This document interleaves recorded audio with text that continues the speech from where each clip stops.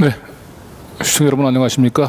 세상을 바꾸는 시민 언론 민들레 그리고 뉴탐사가 함께하는 이슈톡 시간입니다. 오늘은 우리 경제 현안을 한번 좀 짚어 보려고 합니다. 대한민국 영업사원 1호를 자처해왔던 그 윤석열 대통령 이번에 부산 엑스포 그 유치 참담한 실패로 끝나고 났는데 이게 다 끝이 아닙니다. 여러분들이 피부로 느끼듯이 윤석열 정권 출범 이후에 경제가 계속 지금 나락으로 떨어지고 있는데 지금 현재 상황 그리고 그 원인은 뭔지를 우리 민들레 오늘 경제 에디터를 특별히 모시고 한번 짚어보도록 하겠습니다. 오늘 민들레 우리 경제 에디터죠. 우리 장박원 에디터님 함께 하셨습니다. 안녕하세요. 네, 지난번에 우리가 이제 덧탐사하고 이제 민들레하고 함께 이 시사 톡톡할 때 한번 잠깐 나오셨었고, 네, 그렇죠. 두 번째입니다. 네, 뉴탐사로는 이제 처음 인사를 하네요. 네, 그리고 우리 이명재 대표님도 함께 하셨습니다. 네, 안녕하세요. 네. 자, 이렇게 이제 그 오늘 이제 경제 이슈를 이제 짚어보겠다라고 얘기를 했는데 이제 서민들이 피부로 느끼는 이제 그 경제 상황이 참 심상치 않습니다. 그런데 뭐 재벌들 이렇게 그 이 흔히 얘기하는 이 고소득층 입장에서는 뭐 윤석열 정권 출범하고 난 뒤에 큰 문제를 경제 문제를 큰 문제로 느끼지 못하는 것 같기도 해요. 우선 첫 번째 소식으로 그 재벌 총수 병풍삼은 윤 대통령 사진. 우리 장박원 에디터, 이거는 어떤 점에서 꼬집으셨는지 한번 설명 좀 부탁드릴게요. 6일날 그 윤석열 대통령이 그 부산에 갔습니다. 네. 아시다시피 이제 그 부산 엑스포 2030 부산 엑스포라고 있지 않습니까? 그래서 그 거기에 상당한 노력을 많이 기울였어요. 거의 총력전을 펼치다시피 하고 그다음에 그 국내 언론들은 이제 사실은 뭐 이 2030 부산 엑스포는 그 사우디가 참여하면서 굉장히 좀 비관적이었어요. 네. 그거는 뭐 윤석열 정권 전에 문재인 정권 때부터 이제 그런 감지가 돼 있었는데 어찌된 일인지 그 윤석열 정부에서 굉장히 그 이거 여기에 사활을 걸다시피 이제 막 했던 거죠. 그런데 결과는 뭐 아시다시피 참패입니다. 거의 거의 뭐 사우디의 거의 뭐 119대 29로 그렇죠. 거의 뭐 참패 수준인데 그러다 보니까 이제 부산 민심이 굉장히 안 좋을 거 아닙니까? 그렇죠. 그래서 이제 부산으로 달려갔어요. 6일날. 그래서 부산 시민들에게 이제 엑스포가 유치가 안 됐더라도 부산의 뭐 신공항이라든가 부산을 발전시킬 만한 프로젝트는 계속 진행을 하겠다. 뭐 이렇게 얘기를 한 거예요. 뭐 물론 이제 내년 총선 이제 뭐 이제 속셈은 뭐 그렇죠. 내년 총선에 이제 부산 민심이 안 좋으면 아무래도 PK가 어떻게 보면은 굉장히 또 캐스팅 보트를 쥐고 있는 그런 지역인데 거기에서 민심이 안 좋아서 만약에 좀 성적이 저조하면 아무래도 그 여당으로서는 되게 치명적인 거기 때문에 그 어떻게 보면 굉장히 시급했던 거죠. 그래서 6일날 간 것도 아마 그런 맥락에서 간 것 같습니다. 그 국무위원들과 그다음에 부산시장 그다음에 국민의힘 국힘당 그 당직자들하고 같이 가는 것까지는 뭐 예전에 다른 대통령들도 그런 적이 있으니까 이해를 할 것 같은데 근데 여기에 그 재벌들을 좀 낯선 그러니까 낯익은 모습이 나타난 거예요. 그래서 부산의 그 부산 재래시장 있죠. 부산 그 깡통시장이라는 재래시장 가서 일제히 그 7일자 신문을 보면 지난 7일자 신문 일면이나 경제면을 보면 특히 경제지 같은 경우에는 모두 다 주요 경제지는 일면에 이 사진을 썼더라고요. 어떤 사진이냐면 부산 중구에 있는 깡통시장에 가서 떡볶이 먹는 장면을 그 병풍처럼 그 총수들을 뒤에 바쁜 총수들을 불러다가 떡볶이를 먹는 사진이 나온 거예요. 근데 이거는 사실 좀 어떻게 보면은 좀 웃긴 거죠. 이거는 그 우리가 그냥 보통 그 보통 사람들이 보기에도 왜 저기 총수들이 가서 대통령 뒤에서 떡볶이를 먹고 있지? 뭐 이런 생각을 갖게 돼요. 근데 저는 이걸 보면서 어떤 생각이 들었냐면 7년 전에 2016년 그 박근혜 정부 거의 막판이었죠. 그때 이제 탄핵 정국이 곧 도래할 그 상황이었는데 그때 2016년 3월 10일 날 박근혜 전 대통령이 대구 창조경제센터를 갔어요. 그때 이제 벤처기업을 육성한다고. 그런데 그때 이제 같이 대동하고 간 사람이 누구냐면 이재용 삼성전자 회장이었어요. 당시에는 부회장이었죠. 그래서 같이 가서 벤처기업들을 만나. 왜냐면 벤처기업들은 이제 삼성전자 그 오너를 만나면 뭐 여러 가지 도움을 요청을 받을 수 있지만 어쨌든 그거는 이제 이재용 그 회장 그 행사가 아니었거든요.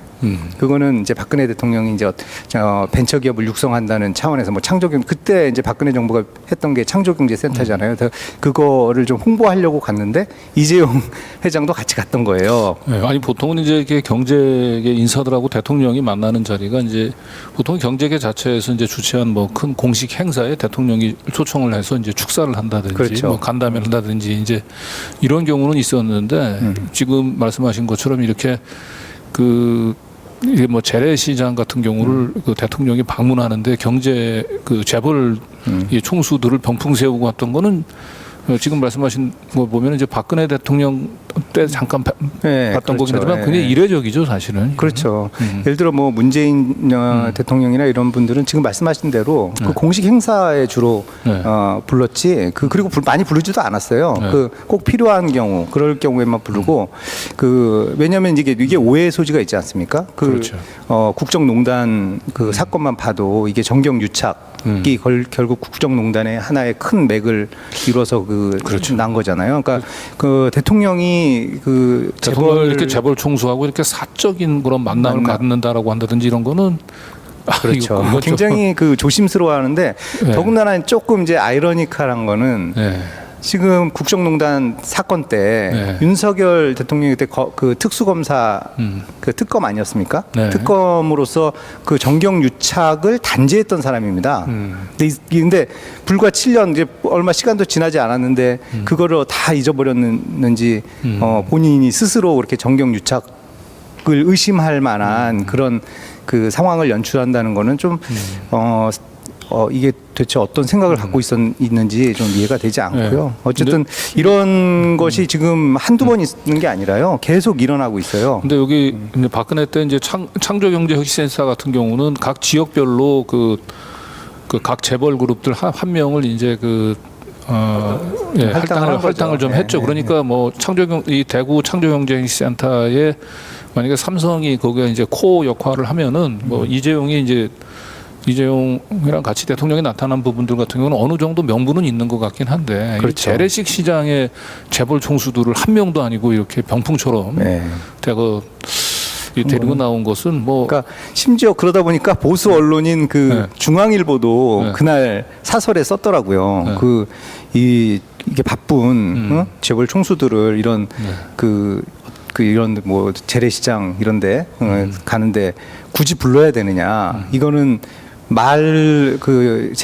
기업의 자율성을 많이 보장한다. 그리고 자유시장 경제를 뭐 평소에 이렇게 외치던 윤 대통령이 이렇게 기업들을 동원하냐 이런 식의 비판을 심지어 보수 언론도 했더라고요. 그러니까 얼마나 이게 근데 재계에서도 마찬가지예요. 재계에서도 뭐 겉으로는 말을 지금 정권에 대고 말을 할 수가 없죠. 왜냐하면 이제 규제와 뭐 지원 이런 그 정책을 갖고 있으니까. 그래서 그렇지만 속으로는 부글부글 끓고 있습니다. 재계 사람들도 도대체 그 말은 뭐 자율 이렇게 얘기하면서 끄떡하면 툭하면 불러다가 병풍 세우고 또 심지어는 뭐 관치 얘기도 나오지 않습니까? 그 어떤 기업이 정해야 될 가격 같은데 개입해가지고 물가 안정시킨다고 막 가격을 뭐 마음대로 막 압박하지 않나? 아니면 뭐 이자를 가지고 뭐 예금이자 대출이자를 간섭하지 않나? 이거는 말하고 정말 다른 거죠. 행동하고.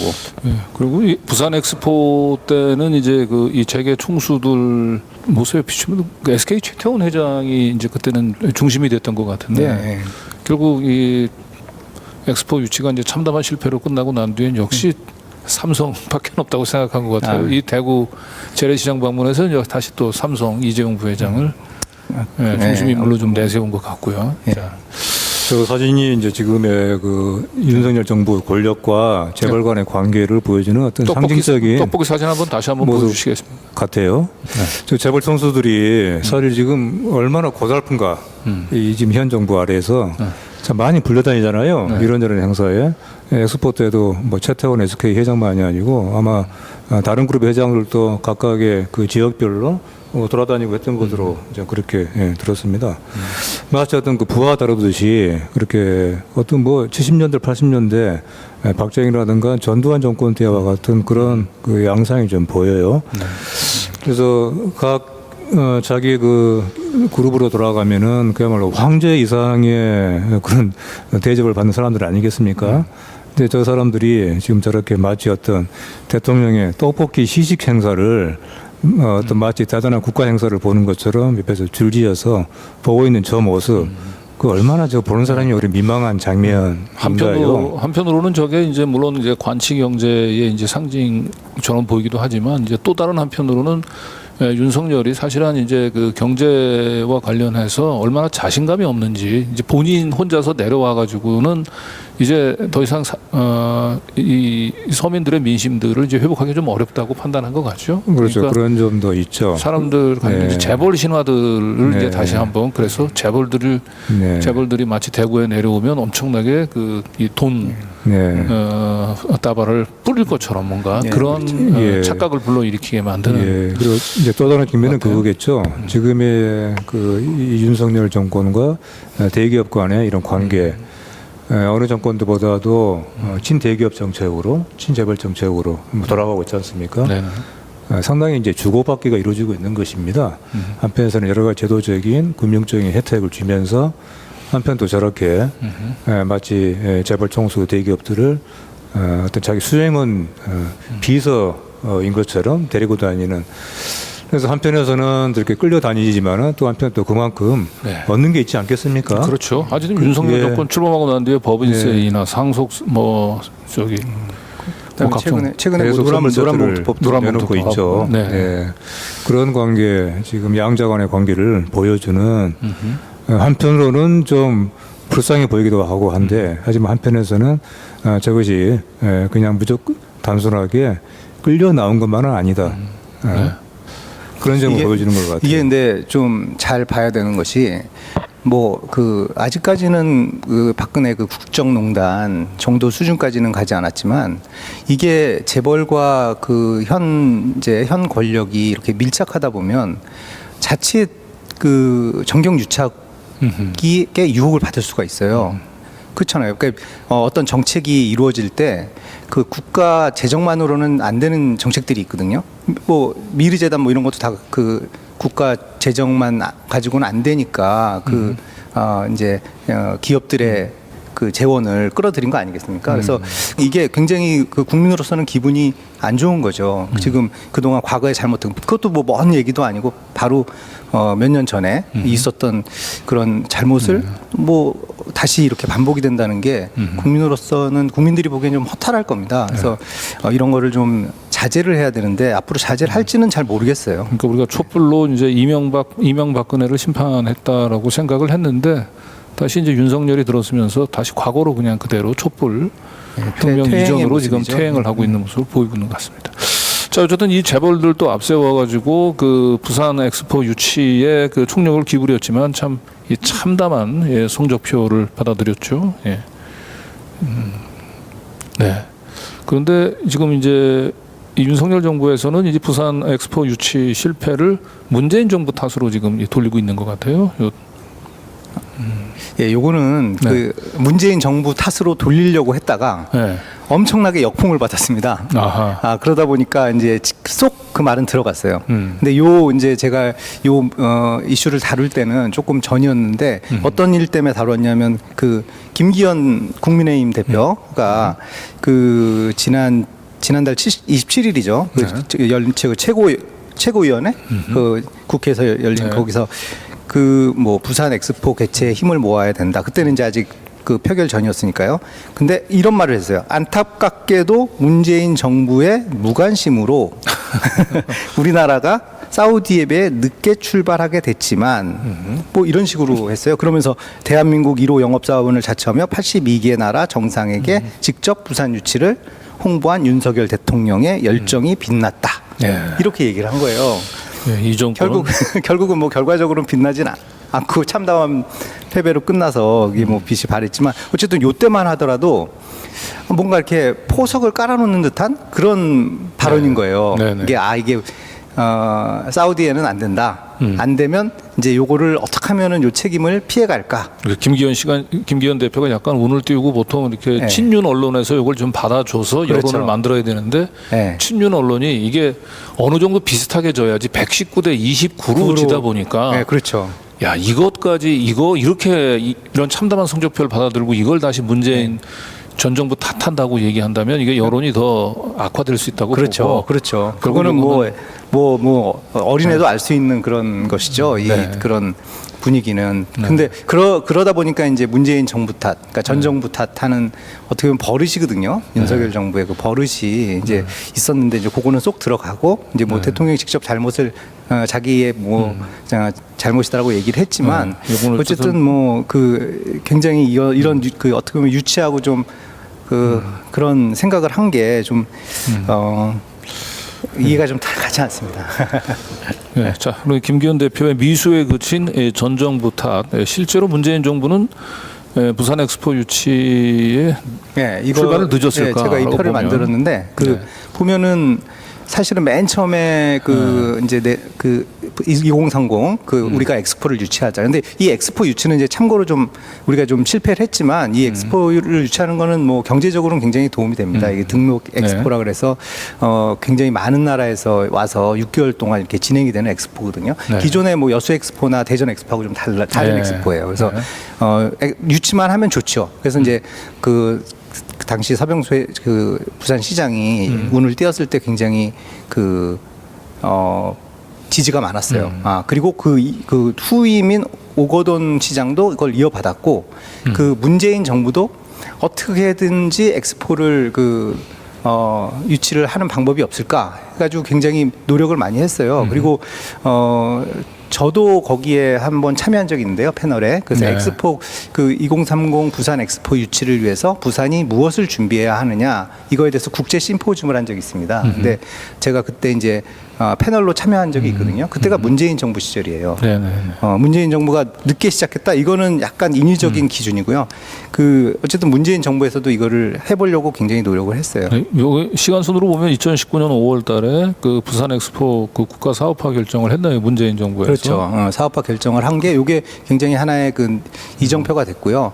그다음에 마지막 보면 2021년 이제 문재인 정부가 거의 끝날 무렵인데 두바이 방문해서 대통령이 직접 유치전을 벌였습니다. 근데 뭐 이런 거는 싹 얘기 안 하고 문재인 정부 때문에 문재인 출발도 늦었고 늦었다. 지원도 제대로 되지 않았다라고 얘기하는데 이렇게 이제 그 책임을 돌리려고 하다가 지금 말씀하신 대로 미수에 그쳤습니다. 너무 참패를 해가지고요. 그렇죠. 비슷하게 좀 져야 최소한 뭐 1차 투표에서 뭐 과반을 저지했다든지 뭐 이런 정도 나와야 되는데 이거는 뭐 지금 저 참담한 얼굴들. 여기에 지금 이재용이 빠져 있잖아요. 대신 저 SK 최태원이 지금 딱 앉아 있죠. 민간 유치위원장이었거든요. 최 회장이. 그 옆에 이제 한덕수 있고요. 또 박형준도 있고.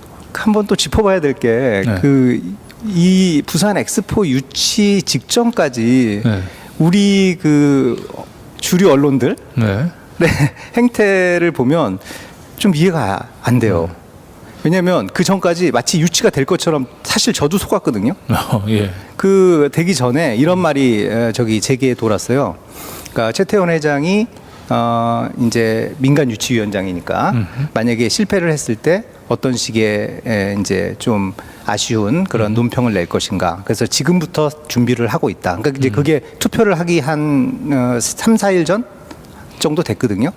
그래서 그거를 제가 직접 문의를 해봤어요. 정말 그러냐 SK 쪽에. 그랬더니 그 SK에서 이제 차마 그렇다고 얘기는 못하고 그냥 우리의 공식 멘트는 이렇습니다 하면서 뭐라고 얘기했냐면 최태원 회장이 SNS 사회관계망 서비스에 올린 글에 준하겠습니다. 이렇게 공식 멘트를 했어요. 그건 뭐냐면 우리가 거의 지금 뒤지고 있지만 거의 거의 쫓아갔다. 그래서 1차 투표에서 우리가 지더라도 2차 투표에 그 로마와 그러니까 이탈리아와 협업을 하면 같이 그 협력하면 가능성도 있다. 뭐 이런 식으로 이제 얘기를 한 건데 이거는 완전한 헐리우드 액션이었어요.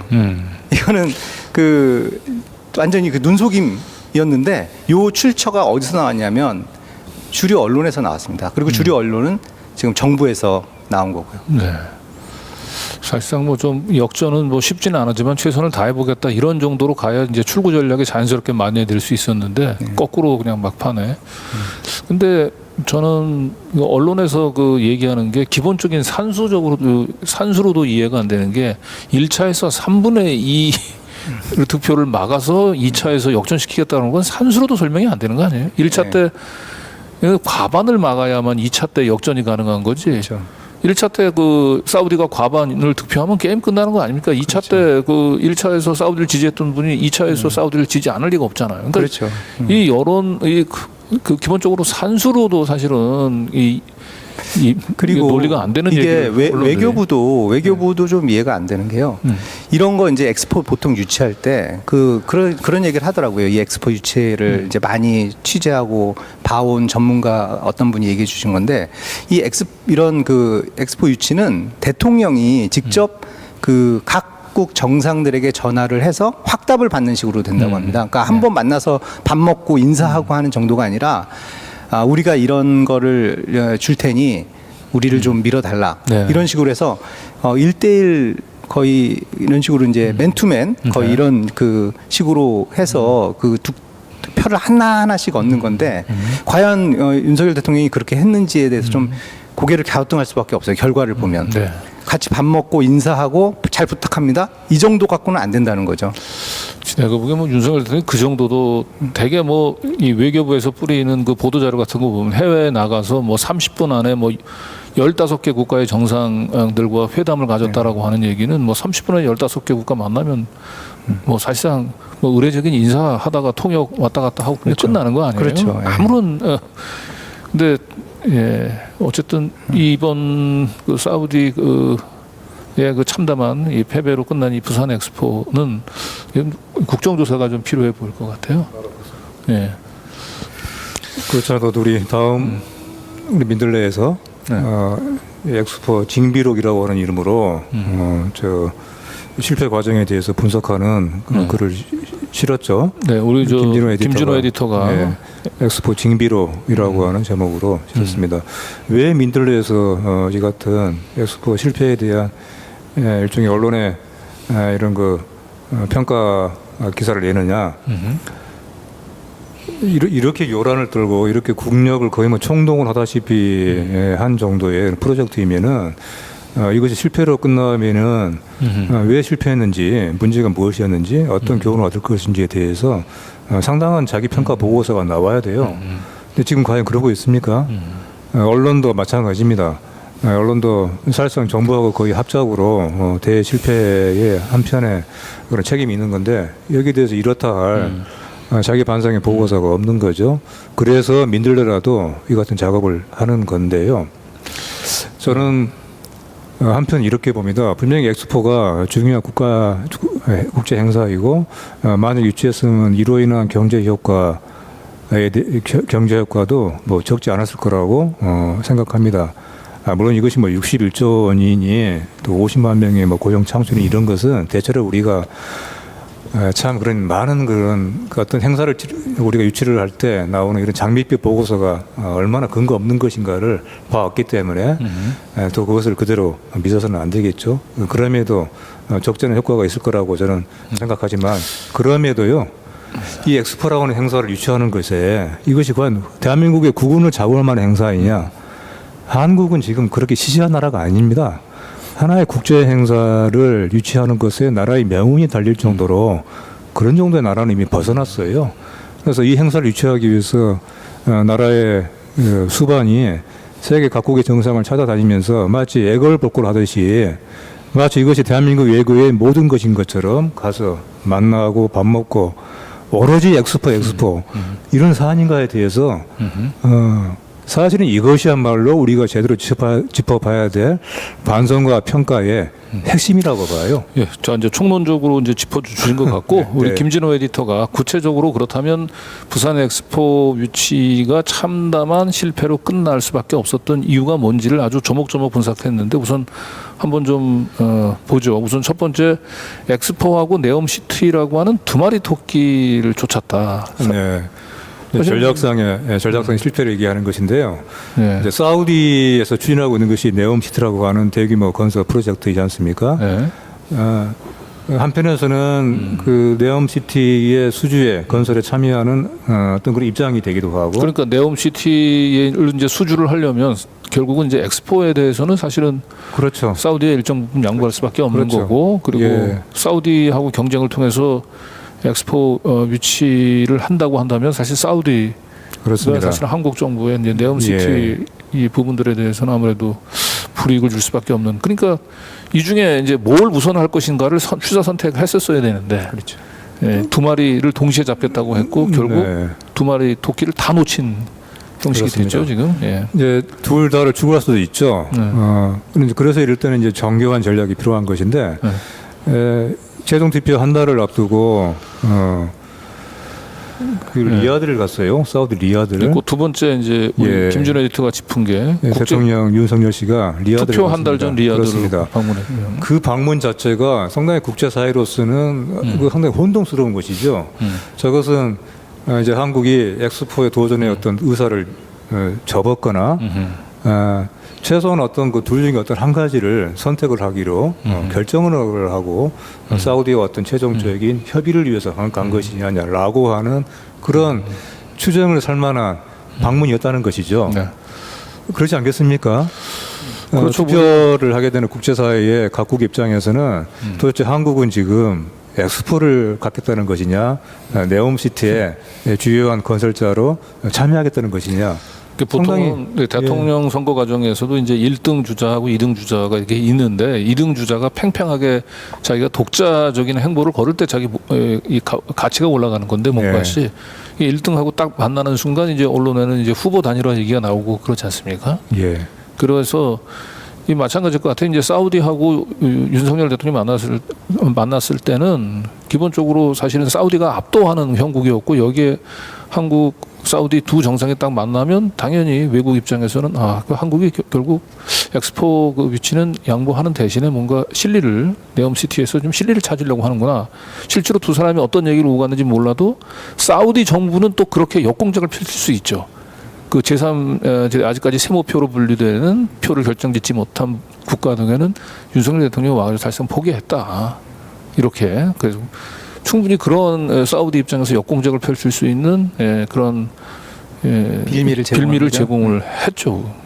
그러니까 외교 지원 전략이 없는 거예요. 엑스포를 유치하겠다라고 생각했다면 그쪽 부분으로 총력을 기울였어야 되는데 내가 보기엔 이건 적절한 지적인 것 같아요. 진짜 두 마리 토끼 그러면서 유치 한 달 전에 사우디 정상하고 만난 건 사실상 우리 포기하는 듯한 인상을 주기 쉬웠죠. 그렇습니다. 그리고 사우디가 이미 상당히 앞서 있었던 상황이었기 때문에 사실 한국으로서는 여기에서 지금 상황에 대한 판단을 하고 우리가 그렇다면 어떤 현실적인 결론을 내려야 될 것이냐에 대해서 냉철하게 그걸 따져봤어야 되죠. 네. 그래서 어떤 것을 내주고 어떤 것을 얻을 것인지에 대해서 방금 전에 이제 원희룡 그 국토부 장관이 이제 사우디 방문한 지금 사진이 나온 거죠 지금. 네. 이것도 그렇잖아요. 우리 외교부는 이제 엑스포 유치에 총력을 기울이는데 국토부 입장에서는 사우디로부터 그 네옴시티 이제 수주를 받는 이제 그런 서로 다른 행보를 보이고 있는 거지 않습니까? 그러니까 정부 내 두 개의 부처가 각각 다른 방향으로 움직인 것이죠. 자, 그런데 지금 마지막으로 얘기를 들어보면 엑스포 유치에 실패한 대가로 그러면 네옴시티에서 실리를 찾았냐? 여기 마지막에 이렇게 보니까 정작 건설 수주 실적은 되게 소박하다고. 거의 없고요. MOU를 맺은 정도입니다. MOU를 맺은 정도요. MOU라고 하는 것이 구속력이 없는 문서의 성격이지 않습니까? 그러니까 사우디는 살짝 근데 약속금 정도 써주고 결국은 엑스포 사실 네옴시티라는 것도 이제 그 잘 봐야 되는 게 그 지금 빈살만 그 어떻게 보면은 그 자기의 권력을 좀 공고히 하기 위한 그 건설 프로젝트라고도 해석을 하거든요. 근데 이게 그 전문가들은 네옴시티가 과연 이게 뭐죠? 설계 전문가들이 얘기하기로는 네옴시티가 이게 과연 될까? 뭐 이런 얘기를 합니다. 그러니까 지금 네옴시티 관련된 수주들은 사실 현실화되려면 상당한 그 과정을 거쳐야 돼요. 불확실성이 크다는 거죠. 네. 그래서 어떻게 보면 그 네옴시티의 수주는 이렇게 어음을 받는 느낌? 뭐 그런 것 같습니다.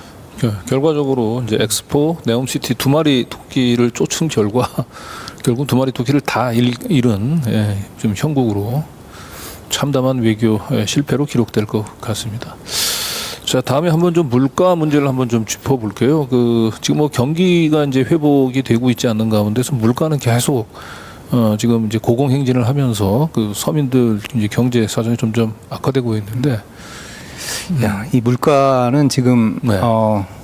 아마 이렇게 지표로 지금 보시는 것처럼 이렇게 네. 지표로 보면 아마 체감을 못 하실 거예요. 네. 시장에 가서 마트에 가서 일단 그 장을 한번 보셔야 압니다. 그리고 그 식당에 가서 그 메뉴표에 붙은 그 가격표를 좀 메뉴에 있는 가격표를 좀 보시면 아, 물가가 많이 올랐구나. 이렇게 생각이 들 거예요. 이제 제가 최근에 이제 1월 달에 이사를 가려고 이사 그거를 봤어요. 이사 그 견적 있잖아요. 네. 이사할 때 이사비 그 센터에 얼마를 이제 줘야 되는지 뭐 해서 했는데 그 중에 사다리 차를 보통 이용하지 않습니까? 네. 제가 6년 전에 지금 사는 곳으로 이사를 했는데 그때는 가격이 15만 원, 16만 원 뭐 그랬어요. 근데 그게 엊그저께 이제 그 견적을 받아봤더니 사다리차 가격만 28만 원, 27만 원이라는 거예요. 거의 2배가 올랐어요. 네. 근데 이게 저는 이제 제 개인적인 그런 그 사례지만 실제 이게 시장에 가보면은 좀 뭐 주부들이 입이 벌어질 정도예요. 그리고 직장인들도 사실상 절대 그 월급은 올랐어요. 저 이제 그 절대 월급은 올랐는데 실질 소득, 그러니까 가처분, 처분 가능 소득은 계속 줄고 있어요. 그러니까 월급을 받으면 사실상 물가가 올라서 쓸 수 있는 곳은 없어지는 거예요.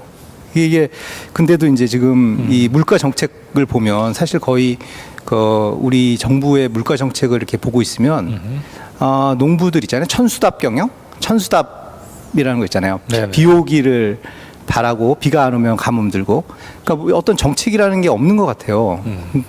그 정책이라는 거 아까 말씀드렸듯이 뭐 기업들 불러다가 가격 내려라 뭐 이런 거, 그다음에 금리 뭐 해라 뭐 이런 식으로 약간 강압적인 수단이고, 사실 저절로 물가가 좀 안정될 수 있는 방법, 물론 이제 뭐 유류세를 뭐 이렇게 깎아준다든가 뭐 이런 건 있었지만 어쨌든 지금 이 계속 고공행진하는 물가를 잡기에는 좀 정책적인 어떤 네. 그게 어려워요. 여기 보면 이제 네, 아시겠지만 이 그래프 보면은 나타나요. 그러니까 여기 11월 보면 달에는 네. 이제 조금 꺾이긴 했어요. 이제 3.8에서 이제 3.3. 금리를 2월 달에 올리고 금리를 올린 다음에 이제 했는데 아마 저거는 그 유가하고도 좀 관련이 있을 거예요. 국제 유가랑. 국제 유가가 좀 하락을 그렇죠. 하면서 이제 네. 10월 달에 3.8%에서 네. 3.3%로 좀 꺾이긴 했지만 아니 지금 보면은 7월 달에 7월 달에 물가가 많이 좀 안정이 됐었죠. 7월 달에 많이 안정이 그렇죠. 됐네. 안정이 됐었다가 이제 그 보면은 5%에서 시작해가지고 네. 7월 달까지 그렇죠. 점차 그렇죠. 네. 물가가 안정이 됐군요. 2.3%까지 네. 내려갔는데 내려갔는데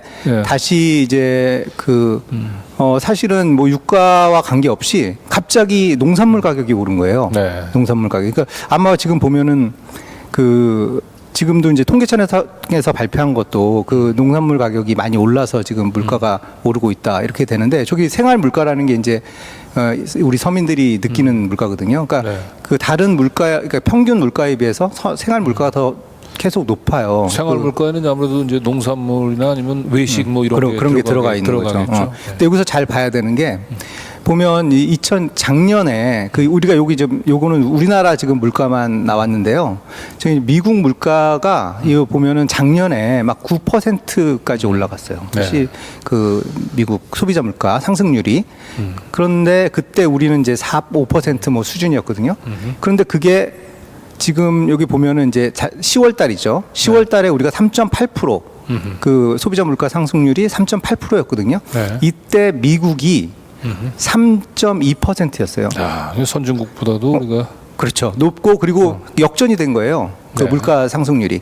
그 미국은 작년에 9%에서 시작했다가 물가를 어떻게 보면 잡은 거죠. 네. 그 여러 가지 뭐 그 긴축 정책을 통해서 잡았어요. 잡았는데 그거에 비하면 이제 한국 정부의 실력이 나타나는 거죠. 미국 물론 이제 다른 요인도 있겠지만 이 물가만 보면 지금 미국의 정책과 우리나라 저 정부의 정책에 이게 대비가 됩니다. 그러니까 이게 단순한 이제 뭐 전 세계가 다 뭐 물가가 이제 불안정하다 이제 이렇게 뭐 핑계만을 될 수는 없다. 그게 작년에는 뭐 맞는 말이었는지 몰라도 지금은 약간 정부의 그 정책 실패, 정책 네. 부실한 정책 뭐 이런 것 때문에 그래요. 그러니까 그거는 뭐 미국만이 아니라 지금 유럽도 뭐 10% 가까이 물가가 올랐다가 네. 아까 이렇게. 이제 물가가 이제 3.3%라고 하니까 잘 실감이 안 나는 것 같은데. 그렇죠, 이제 그렇죠. 아무래도 농산물을 보면 13.6. 6%. 네. 이렇게 되고 이제 가스 여기 보면은 그다음에 많이 오는 게 가스, 전기, 수도 이거 있잖아요. 네. 이거는 전기요금 인상을 했잖아요. 네. 그러니까 네. 전기요금 인상을 한 거. 그다음 공공요금 그 올라간 게 많이 크고요. 그다음 이렇게 네. 석유류는 이제 국제유가가 하락이 돼서 이렇게 5.1% 그렇죠. 하락을 한 건데 네. 이렇게 국제유가가 내렸는데도 불구하고 네. 여전히 물가가 지금 이제 4개월째 3%를 그렇죠. 유지하고 있는 유지하고 있는 거죠. 이건 뭐 전적으로 이제 우리 정부 또는 한국은행 이쪽이 이제 물가 관리 정책에 이제 실패하고 있다라고 하는 걸 그대로 그렇죠. 보여주고 있는 것 물가 관리에 사실 물가를 관리해야 가장 서민 경제하고 영향이 있는 게 물가잖아요. 그런데 그거가 약간 후순위로 밀려서 그런 거 아닌가 네. 이런 생각이 듭니다. 네, 자 그래서 이제 물가 관리하면은 이제 단순히 이제 우리 정부뿐만 아니고 한국은행도 이제 중요한 결정을 하죠. 네. 예, 한국은행은 물가 이제, 예. 7회 연속 금리 동결. 네, 예. 2월 그러니까 올해는 사실상 금리를 안 올렸다고 보면 됩니다. 3.5%에서 네. 그냥 그대로 쭉 갔다고 하는데 여기 다음에 그래프를 한번 보시면요. 네. 여기 이제 여기 보시면 이제 미국하고 지금 비교가 된 거거든요. 지금 보십시오. 미국은 우리가 3.50으로 동결을 지금 쭉 올해 내내 했거든요. 2월에 한번 이제 올린 다음에 네. 2호에서 50으로 그러니까 3.25에서 3.50으로 0.25% 올리고 난 뒤에 올린 후에 계속 7개월째 갔는데 3.5%. 미국은 보십시오. 미국은 이 그래프를 보면 계속 올리지 않았습니까? 네. 그래서 지금 미국 보통 우리가 미국 그러니까 이 금리라는 건 사실은 그 나라 경제의 어떻게 보면 체력을 또 의미하는 것 같기도 하거든요. 근데 우리가 미국보다 체력이 높은 경제는 아니거든요. 근데도 이제 금리 차가 지금 2% 포인트까지 계속 유지가 되는 거예요. 저희가 뭐 경제 쪽은 저희 뉴탐사가 이렇게 추적 보도를 따라가질 않아서 몰랐는데 금리 미국하고 금리가 지금 2%나 벌어졌네요. 2% 포인트 격차가 이게 지금 쭉 꽤 오랫동안 지속이 되고 있어요. 물론 이제 이렇게 되면 이제 뭐 간단하게 생각해서는 뭐 그 미국의 그러니까 미국 달러 값이 더 비싸다는 거잖아요. 금리가 더 높으니까. 그래서 이게 자금 유출 우려도 있고 막 그렇거든요. 그렇죠. 한국의 뭐 투자자들 입장에서는 한국에 돈을 묻어두는 것보다는 그냥 미국으로 돈을 그렇죠. 묻어두는 게 기본 금리 2%를 먹고 그렇죠. 가니까. 근데 이제 뭐 이제 경제라는 게 뭐 이제 딱 한 가지 요인으로 해서 이렇게 옮겨지진 뭐가 움직이거나 그러진 않아요. 근데 그래도 어떻게 보면은 좀 이게 외국 자금을 유치하는 데는 좀 불리한 요인으로 작용하는 거예요. 그래서 어쨌든 요거는 이제 다른 측면이고 저렇게 금리를 계속 동결한 것의 그 결과물은 아까 우리 물가 정책 실패로 이어진 거예요. 네. 그래서 그래서 제가 여기 그때 기사를 썼을 때 보면 한국은행 앞에 신축 건물 이제 가보면요. 이게 사진이 하나 걸려 있어요. 큰 사진이 하나 걸려 있는데 이렇게 물가 안정이라고 이렇게 써 있어요. 물가 안정. 물가 안정이 사실 한국은행에서 가장 중요한 그 그렇죠. 목표지 않습니까? 근데 그런데 한국은행이 지금 이렇게 보면 보면은 물가 안정을 가장 우선순위로 해서 그러니까 만약에 물가 안정을 가장 우선순위로 하면 미국처럼 미국 연준처럼 미국 그 중앙은행처럼 금리를 계속 올렸어야 됐대요. 그게 정상적인 거고 금리를 적절한 시기에 올려놔야 이제 앞으로 보세요. 미국이 금리를 이제 올릴 만큼 올리면 이제 미국이 지금 어떻게 해요? 물가가 잡혔잖아요. 네. 물가가 지금 뭐 잡혔는지 안 잡혔는지 지금 아직까지는 몰라요. 근데 이 물가가 3% 밑으로, 그러니까 목표 물가가 2%거든요. 목표 물가 2%를 상당 기간 유지하게 되면 미국은 분명히 금리를 내리기 시작할 거예요. 근데 그럼 우리나라는 어떻게 되냐? 우리나라는 물가가 아직도 높잖아요. 네. 3% 우리도 이제 물가 목표가 2%거든요. 그러면 2%로 못 내려오는 상황에서 이도 저도 할 수가 없는 상황이 돼버려요. 금리 정책이 실종이 돼버리는 거예요. 그러니까 금리를 물가가 많이 올랐을 때는 금리를 올려서 물가를 잡고 그다음 물가가 다시 안정이 되면 경제 활성화를 시켜야 되기 때문에 금리를 다시 내리고 이런 어떻게 보면은 굉장한 그 통화당국의 어떻게 보면 그게 전문성이거든요. 금통위원들 그 억대 연봉 주면서 금통위원들한테 차도 제공하고 그러면서 국민 세금으로 그걸 판단해 달라고 한 게 국민들이 그렇게 한 거예요. 근데 지금 1년 내내 금통위원들은 그냥 거의 어떻게 보면 쉽게 간 거예요. 쉽게. 왜 쉽게 갔냐? 금리를 이렇게 동결한 거는 그거예요. 이유는. 금리를 올리면 그렇지 않아도 지금 많은 기업들이 부채가 있고 그 가계부채도 많고 그런데 금리를 올리면 더 힘들어지지 않겠느냐. 경제가 또 침체되지 않겠느냐. 이런 얘기를 하거든요. 근데 그거는 한국은행이 걱정할 문제가 아니에요. 그거는 정부가 걱정할 문제죠. 네. 근데 한국은행이 괜히 오지랖 넓게 그 경제를 걱정하고 있는 거예요. 한국은행은 오로지 물가 안정.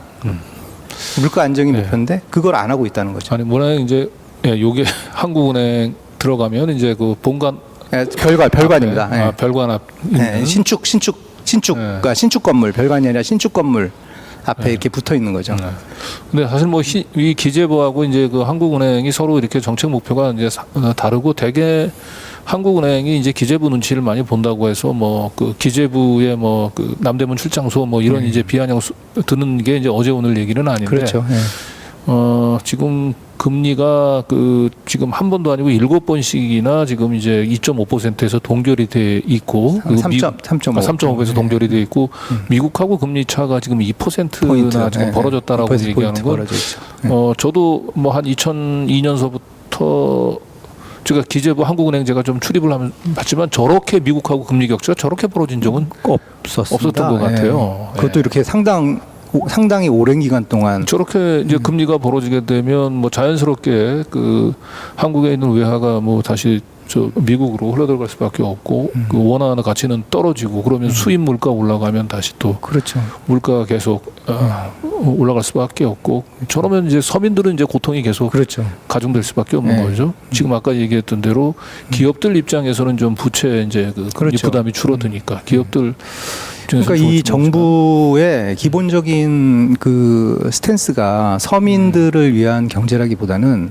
그 대기업들을 위한 그 정책이 우선돼요. 그래서 그 윤 대통령도 이제 수출을 수출이 회복된다. 이제 수출은 이게 10월서부터 수출이 조금 회복되긴 돼요. 반도체가 그동안 바닥이었거든요. 근데 반도체가 바닥에서 이제 좀 치고 올라오면서 수출이 조금 회복이 되긴 됐는데 어쨌든 수출은 보면 수출이 서민 경제하고 연관이 되려면 좀 시간이 걸리거든요.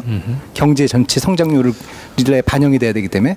근데 당장 서민들은 고물가 때문에 힘든데 수출 기업이 이제 수출 회복되면 이게 시차가 있어요. 결국 그리고 더 큰 문제는 이런 식의 정책이 계속 누적이 되면 그 양극화가 심해지거든요. 네. 네. 그래서 기업별 그 부자와 유산자와 무산자 그러니까 취약계층과 이렇게 고소득층의 이 격차도 심해지지만 그 대기업과 중소기업의 격차도 심해져요. 그럼 거기에 종사하고 있는 대기업 직원과 중소기업 직원 하고 격차가 심해지는 거죠. 이거는 결코 그 바람직한 경제 정책이라고 볼 수 없습니다. 네.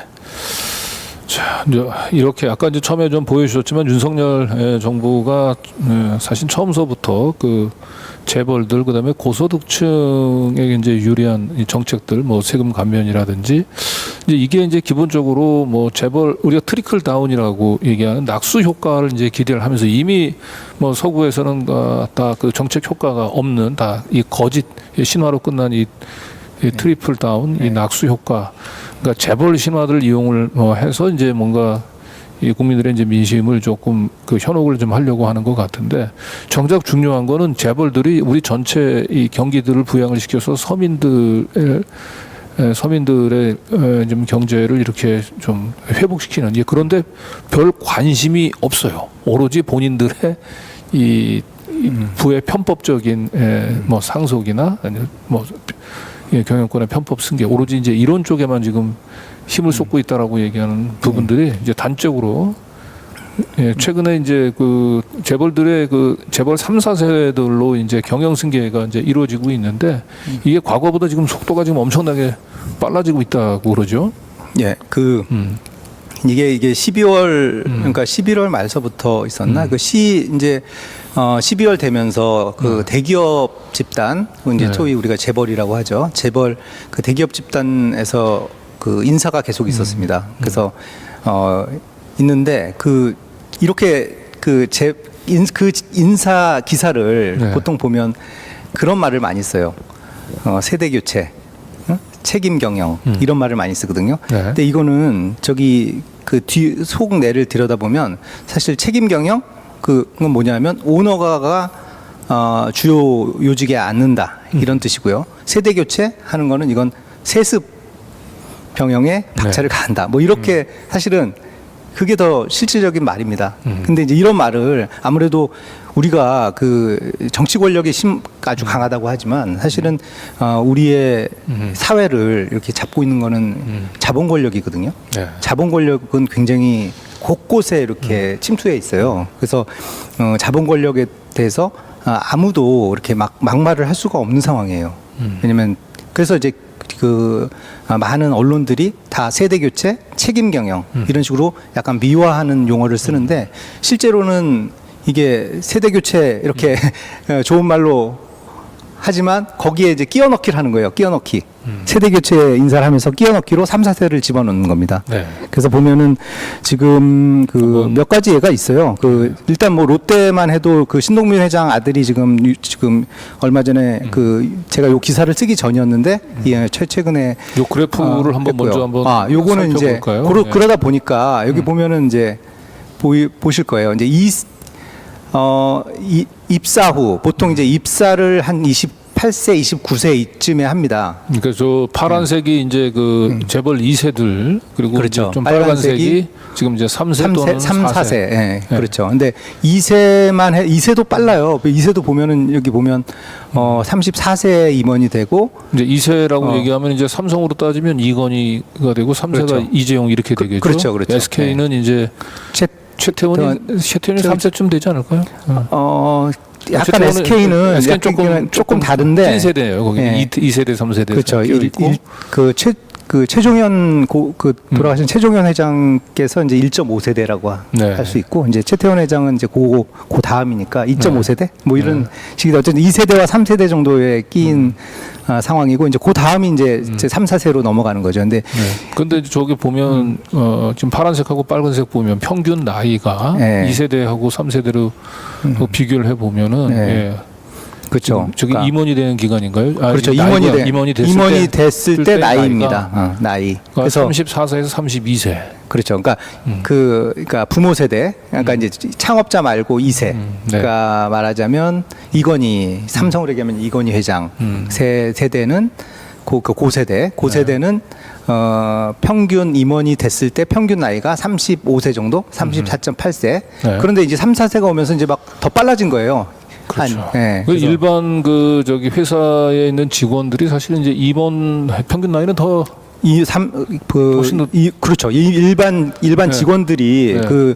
보통 대기업 기준으로 했을 때 임원이 되는 나이가 빠르면 40대 40대 중후반 그리고 좀 이제 보통 뭐 50대 전후로 이렇게 네. 됩니다. 그리고 그 대기업에서 이제 그 어떤 그 조사가 있는데 대기업 그 저기 CEO들 있죠. 최고 경영자 나이를 쭉 조사를 해봤던 그 조사하는 곳이 있어요. 그 거기서 그 쭉 그 연도별로 조사를 하는데 지금 59점 몇 세입니다.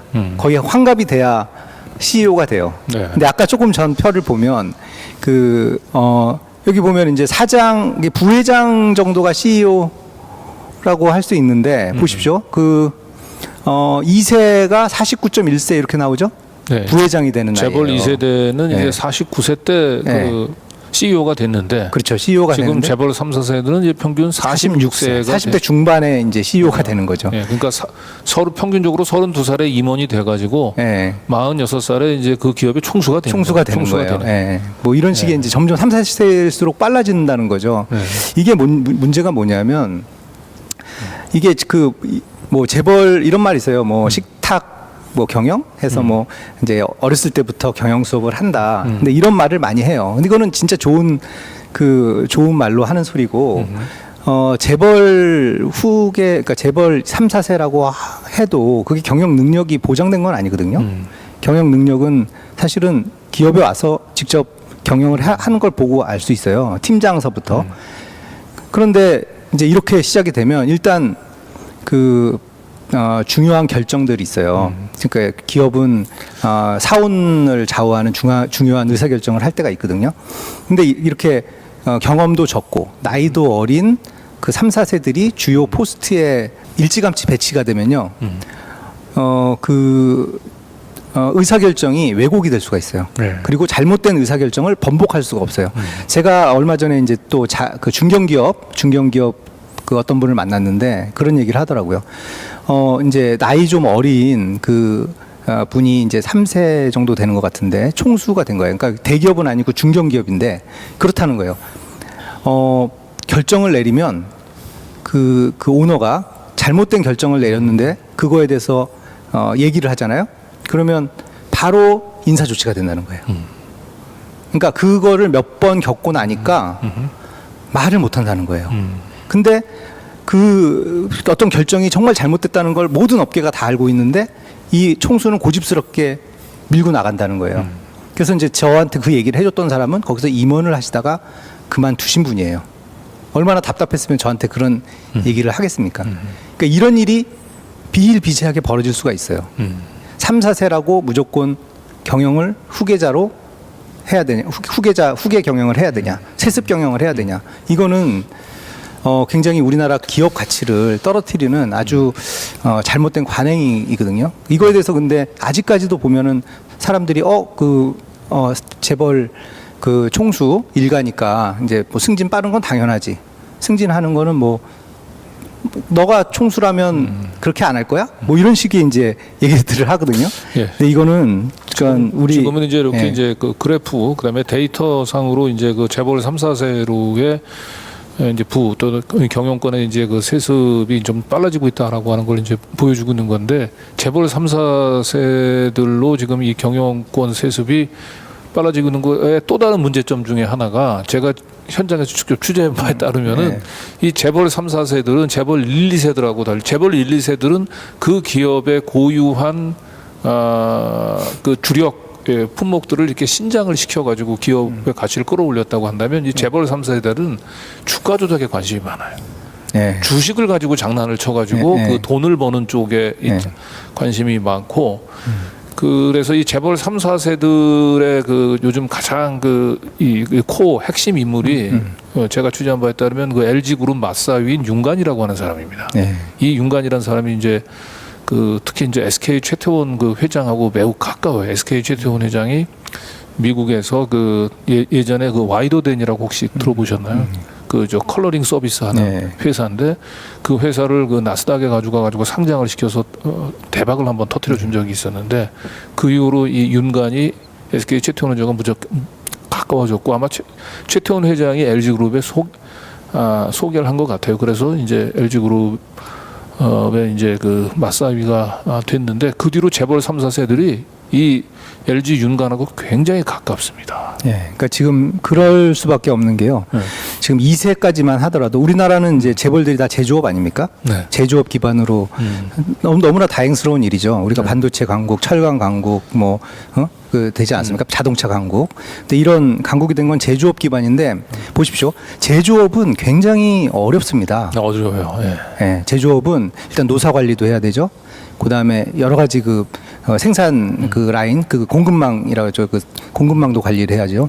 굉장히 복잡하고 어려워요. 그러다 보니까 3, 4세들은 어떻게 보면 좀 쉬운 길을 찾으려고 하다 보니까 이게 투기성 있는 이런 프로젝트에 이제 관심을 보이는 거예요. 그러니까 이런 것도 굉장한 리스크예요. 예, 우리 경제에.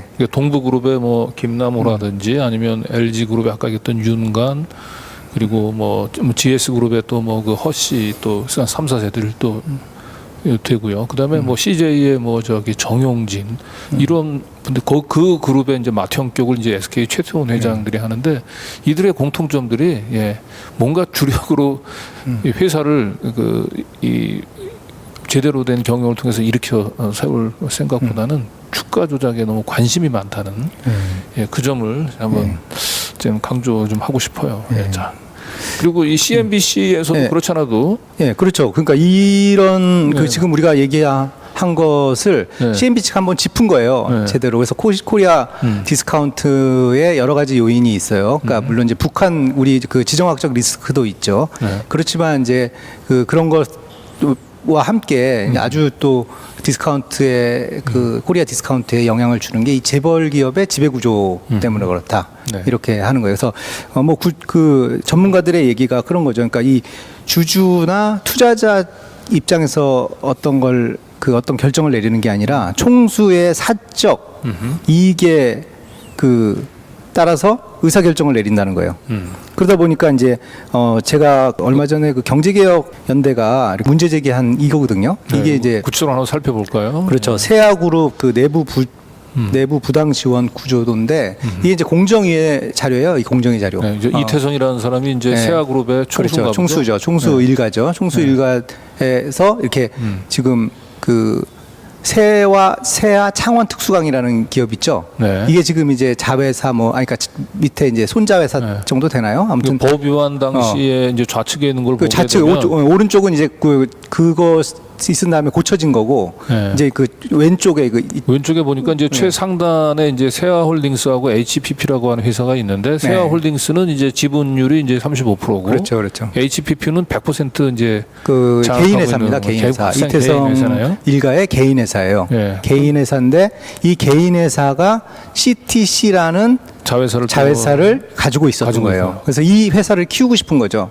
이 회사를 키우고 싶은데 아마 이것도 철강 관련된 회사인 것 같은데 이 세와 창원 특수강으로 하여금 이 CTC라는 회사를 키워야 되기 때문에 제품을 예컨대 다른 기업들한테 100원에 공급하던 거를 여기에 50원에 공급하고 이랬던 거예요. 그러면 이제 지분율 35%를 가지고 있는 세아홀딩스 이제 계열의 회사들은 그만큼 주주 입장에서는 손해를 보는 거죠. 손해를 보는 거죠. 왜냐하면 이제 당장 세아 창원 특수강이 그렇게 원료를 공급하면서 적자를 봤어요.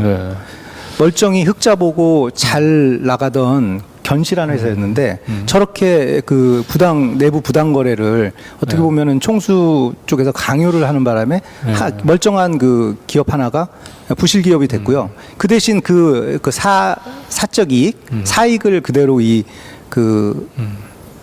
총수 일가가 100% 가진 그런 회사로 넘어간 거죠. 그러니까 대표적으로 사실은 이제 재벌 총수들이 자기 이제 2세들한테 이제 부를 편법적으로 승계하는 방법인 거죠. 예를 들어 CTC 이 지분을 이제 예를 들어 자녀들이 갖고 있다든가. 그렇죠. 이러면 이제 그런데 이거는 삼성도 그렇고 현대차도 그렇고 다 예전에 보면은 이런 식의 시도를 했었죠. 그렇죠. 이제 재벌 총수들이 이제 자녀 앞으로 이제 회사를 하나 만들고 그 회사에 이제 원재료를 싸게 공급을 해서 이익을 크게 이제 하던가 아니면은 일감을 이제 계열사들의 일감을 몰아주던가. 이거는 지금 그래서 계속 공정위에서 보고 있는데 모르겠습니다. 이게 철저하게 다 제대로 조사를 하고 있는지 모르겠는데 어쨌든 이 문제는 굉장히 한국 그 기업, 한국의 대기업들이 다 글로벌 기업이잖아요. 근데 글로벌 기업의 그 기업 가치를 떨어뜨리는 네. 굉장히 악재예요. 근데 요거는 어쨌든 공정위에서 그 세아그룹 같은 경우는 지적이 돼가지고 저기 과징금을 부과를 했죠. 과징금을 네. 부과했고 결국은 이제 세아창원 특수광이 CTC한테 이제 그 저렇게 네. 이걸 이제 몰아주는 구조가 이제 저 개선은 됐긴 됐군요. 개선이 HPP하고 CTC하고 이제 지분 구조를 잘라냈네요. 그렇죠. 그러니까. 뭐 이건 이제 그 작년에 이제 네. 그렇게 조치를 취한 거고 이거는 사실 어떻게 보면 빙산의 일각이에요. 이런 이거는 하나의 사례로 제가 이제 제시를 한 거고 이런 식의 그 거래들이 굉장히 많이 일어나고 있어요. 그러니까 이제 법인세 깎아주고 뭐 여러 가지 이렇게 세제 재벌 돌려서 세제 혜택을 주는 가운데 이 낙수 효과는커녕 이제 재벌들은 이렇게 자기네들 편법으로 부를 승계하는 거에만 지금 관심을 가지고 있다는 걸 단적으로 보여주고 있는 사례인 것 같고요. 다음에 지금 이 부동산 정책도 큰 문제인 것 같죠. 이거는 어제 저녁에 국회에서 이게 법사위 통과를 했더라고요. 제가 그 초과이익 재건축 초과이익 환수에 관한 법률 이게 이제 풀네임인데 보통 우리가 그 제초법 뭐 이런 식으로 얘기도 하고 그런데 이제 약칭 정식 그 법률에서 정식 약칭은 재건축 이익 환수법입니다. 약칭은. 근데 이것을 보면 여기 그래프 하나 나온 게 나온 게 있는데 이겁니다. 그러니까 이게 재건축 전과 재건축 후 그래서 이제 재건축으로 인해서 발생된 초과이익에 대한 8천만 원까지는 부담금 면제였었고 2억 8천만 원이 넘어가면 이제 초과이익의 50%를 이제 부담금을 부과하는 구조로 그렇죠. 저건 이제 개정이 저렇게 됐다는 건가요? 아니면 원래 구조가 개정 전 부담금 구조를 설명하는 건가 보죠, 저기. 그렇죠. 그러니까 이 부담금 8천만 원까지는 면제되고 1억 3천까지는 이제 10%니까 1,300만 원 정도. 그렇죠. 근데 이게 이제 왜 계약이냐면 이게 3천만 원까지 원래 면제를 했었거든요. 3천만 원까지. 아하. 그럼 8천만 원으로 올린 거예요. 그럼 부담금 면제 그 상한도 지금 상향 조정을 한 거예요. 상향 조정이 된 거예요. 상향이 조정이 되면서 이제 물론 이제 뭐 초과이익 부담금이 몇 억씩 되는 그런 단지는 아직도 그 초과이익 부담금을 내야 돼요. 그런데 웬만한 단지들은 저렇게 올려주면 이제 초과이익 부담금이 없어져요. 그리고 여기 보면 그 부과 개시 시점도 보면 그 현재 지금 법사위 통과됐으니까 아직 통과되진 않았어요. 이게 본회의에 통과돼야 통과되는데 또 본회의에 통과될 것 같아요. 왜냐하면 여야가 지금 거의 야합 수준으로 지금 추진하고 있기 때문에. 민주당도 합의를 해줬고. 그렇죠. 왜냐하면 내년 총선에 이거 집주인들 이 아파트 이거 재건축 아파트 앞두고 있는 그 아파트 주인들 있잖아요. 그 사람들 눈치를 보고 있는 것 같은데 어쨌든 지금에는 그 추진위 구성 그 단계에서 이제 그걸 기준으로 했거든요. 그러니까 그때 가격과 이제 종료 시점 가격이 넓으니까 그만큼 이익금이 많이 날 거 아니에요. 그걸 줄여준 거예요. 조합 설립 인가 시점으로. 그리고 이제 뭐 그 부담금 범위도 더 넓히고 그래서 지금 이제 이 문제는 뭐냐면 이게 이제 부담금을 줄여주는 거면 뭐 좋겠죠. 이 재건축을 앞두고 있는 그 집주인들은. 근데 문제는 제가 짚은 문제는 뭐냐면 이 재건축 초과이익 부담금으로 모여진 재원이 있잖아요. 이 재원이 그 서민 주거 안정에 쓰게 돼 있어요. 결국 뭐냐면 부자 집을 재건축 정도 될 정도의 아파트는 집값이 비쌀 거 아니에요. 결국 집주인들, 그러니까 약간 부유한 집주인들의 그 부담금을 깎아서 서민들의 그 주거 안정, 그러니까 서민들의 그 서민 주택 공급 이런 것을 하는 재원을 감소시킨 거예요. 이건 또 양극화를 부추기는 하나의 정책이거든요. 근데 이 문제는 이거를 국민의힘에서 하는 게 아니라 이 국민의힘뿐만 아니라 이거 민주당도 같이 지금 같이 하고 있어요. 그래서 어제 저녁에 그 법사위 통과가 됐다고 들었더라고요. 제가 이거 기사를 다룰 때는 국회 상임위 통과 시점이었거든요. 그래서 이 기사 안에 법사위 통과를 막아라, 법사위 통과 시켜서는 안 된다라고 썼는데 결국 뭐 법사위 다른 법안들하고 이렇게 묻혀가지고 통과를 시켰고요. 본회의에서도 아마 통과가 될 것 같은데. 그러니까 이 재건축 초과이익 관련된 이제 세제 개편이 이게 문제가 뭐냐면은 이게 집을 가지고 있지 않은 분들은 하등에 이제 이게 상관이 없는 그렇죠. 건데 그래서 이 집을 갖고 있지 않은 분들은 아예 이 부분들에 대해서 관심이 별로 없어요. 관심이 없어요. 재건축 초과 이걸 뭐 좀 부담을 늘리든지 줄이든지 별 관심이 그렇죠. 없고 그런데 이 재건축을 앞두고 있는 이제 재건축의 직접적인 이익 당사자들은 이거 첨예하잖아요. 네, 그래서 그러니까 이걸 만약에 민주당에서 이제 반대한다라고 얘기한다면 이제 다음 총선 때 네. 결국은 이제 이 대단히 특히 이제 그 재건축 단지 같은 경우 주민들은 그냥 네. 그렇죠. 아무래도 예. 왜냐면 자기의 뭐 재산권이 침해된다고 얘기를 하는 거죠. 그래서 네. 그게 이게 문제예요. 그러니까 여기서 끝나지 않는다는 거죠. 이 지금 규제를 완화해 줬잖아요. 근데 집주인들은 지금 뭘 요구하냐면 아예 재건축 초과 이익 부담금을 이 제도를 없애라 그래요. 왜 이거를 우리가 재산권을 행사해서 우리가 집을 사서 집값이 자연스럽게 시장에서 올랐는데 그거에 대해서 왜 우리가 네. 부담을 해야 되냐? 이거는 이중과세다. 뭐 그래서 별의별 얘기를 다 하면서 아주 지금 이게 좀 이 아무래도 제도를 없애려고 하는 거예요. 그럼 이제 국민의힘에서 내년 총선 앞두고 이제 재건축 초과이익 부담금 폐지를 공약으로 내걸 가능성이 있고 민주당도 덩달아 그러면 우리도 그건 반대하지 않는다든지 뭐 그런, 이렇게 또 따라가지 않을까. 네, 그래서 민주당이 이런 식의 생각을 정확한 생각을 갖지 않고 계속하면 결국 과연 제대로 된 야당인가 이런 생각을 갖게 만드는. 그리고 이 또 재건축 초과이익으로 거둔 부담금은 사실은 이 서민들 주택, 국민 주택을 이제 짓는데 이제 사용이 되지 않습니까? 그렇죠. 그게 법에 명시가 돼 있거든요. 네. 이 재건축 법에. 네.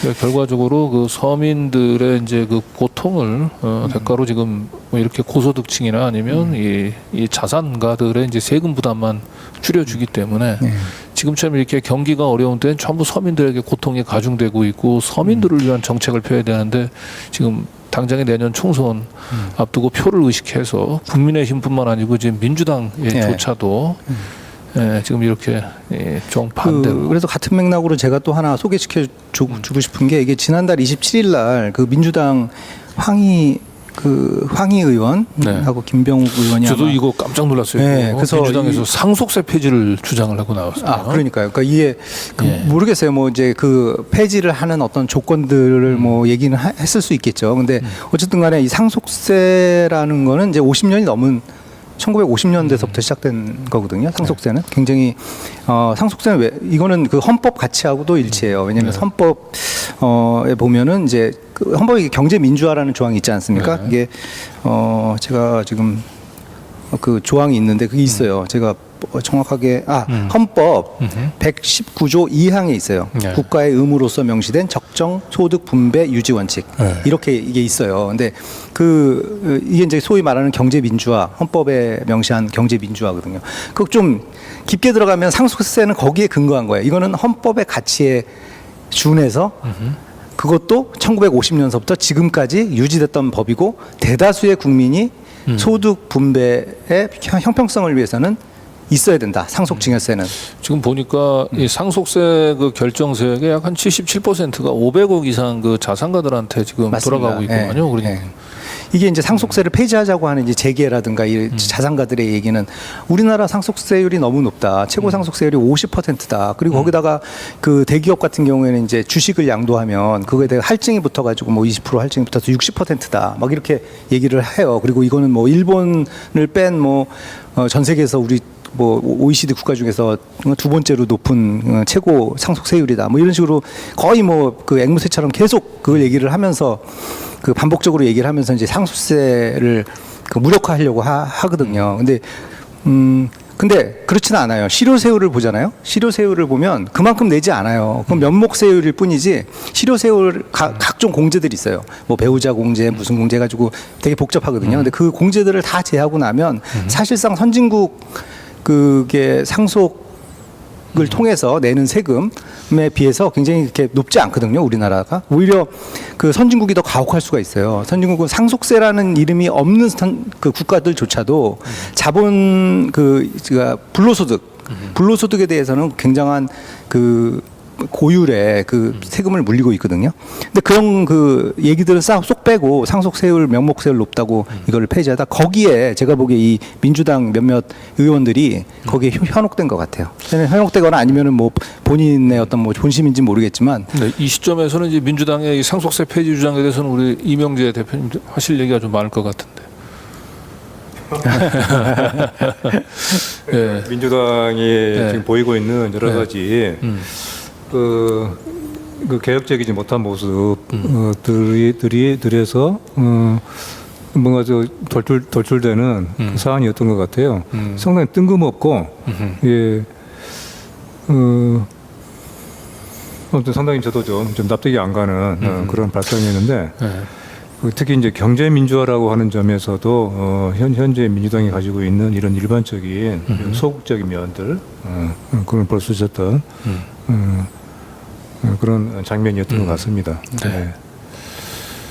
네, 그래서 사실은 이렇게 민주당이 내년 총선에 지금 이제 민주당 이게 순한맛 민주당이 아니고 그 매운맛 민주당 같은 이런 그 개혁 진보 신당이 지금 필요한 이유를 여기서 단적으로 설명하게 됩니다. 이 정의당이 그 역할을 해줘야 되는데 그 축이 이제 무너지면서 이게 민주당 내에서 거의 국힘당하고 이렇게 거의 좀 비슷한 이렇게 수렴해가는 이런 정책들을 지금 내놓고 있지 않습니까? 그 오히려 거꾸로 이 국회 구조가 뭔가 좀 이 저소득층이라든지 아니면 좀 진보적인 정책을 위해서 경쟁을 하는 그런 구조가 아니고 꽤 보수 또는 이렇게 그 자산가들을 의식한 이제 그들을 이제 표를 얻어오기 위한 걸로 자꾸 경쟁이 붙다 보니까 지금 민주당 그 황희 의원은 제가 이럴 줄 알았습니다. 저는 진작에 민주당 황희 의원은 이제 뒤늦게 커밍아웃한 데는 이럴 줄 알았어요. 그리고